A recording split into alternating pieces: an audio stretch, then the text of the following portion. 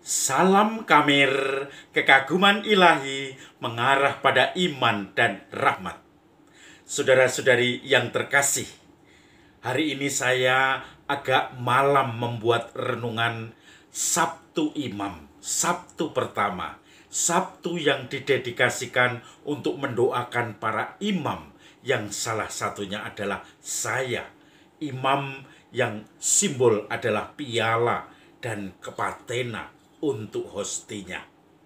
Tetapi coba lihat, seharian saya merenungkan tentang panggilan seorang imam, panggilan saya. Dan ternyata di dalam piala yang saya temukan, banyak bopeng-bopeng, banyak jamur-jamur dan kerut-kerut. Ini lihat ini jamur semuanya. Kemudian ada juga jamur. Ini penuh patenanya dengan kotor semua. Dan ini melambangkan seorang imam yang dipanggil oleh Allah. Saya sendiri. Rahmat yang begitu besar, tawaran-tawaran yang begitu besar, tetapi diberikan pada diri saya yang lemah dan rapuh ini. Diberikan kepada saya yang seperti bejana tanah liat, yang hancur-hancuran. Kadang-kadang saya tidak bisa menemukan sisi positif dari kehidupan saya ini. Karena saya kadang-kadang terjebak dengan segala rutinitas, tuntutan, aturan-aturan. Maka saudara-saudari yang terkasih, ketika saya hanya mencoba mencari bangun pagi, kemudian siap-siap misa pagi, semuanya harus disiapkan, harus menyiapkan khotbah, harus menyiapkan renungan, harus memikirkan masalah dari umat yang punya ini, punya itu, entah itu tentang kesehatan, tentang masalah keluarga, masalah pendidikan, semuanya kalau hanya dilihat dengan aturan-aturan, ini boleh dan tidak boleh, maka akhirnya apa? Capek. Dan akhirnya biarlah rahmat yang berlimpah, imamat ini menjadi jamuran dan lama-lama bisa hilang semangatnya, hilang kiloannya atau kilonya.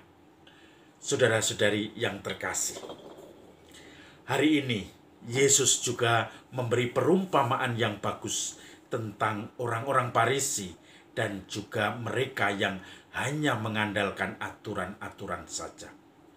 Yesus dan murid-muridnya berjalan dan murid-muridnya kelaparan.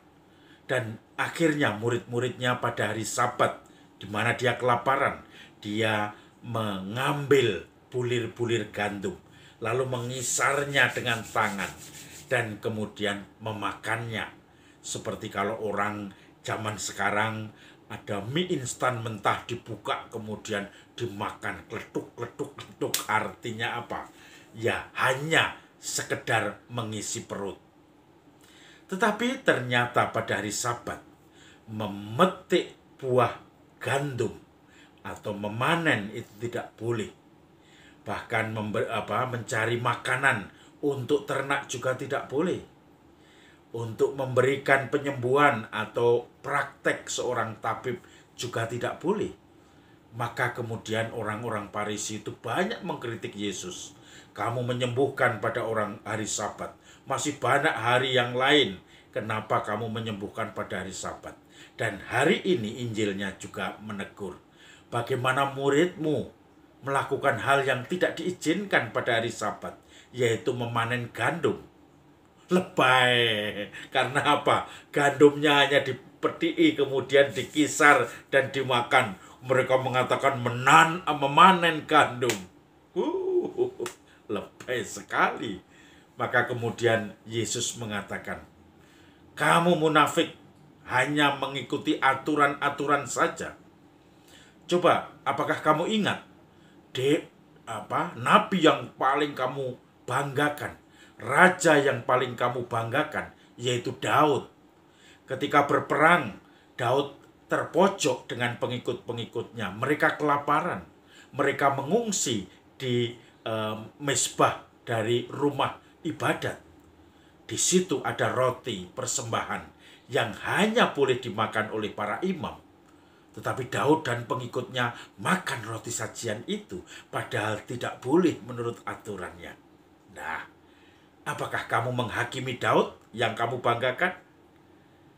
Supaya kamu tahu bahwa anak manusia lebih besar dari Sabat.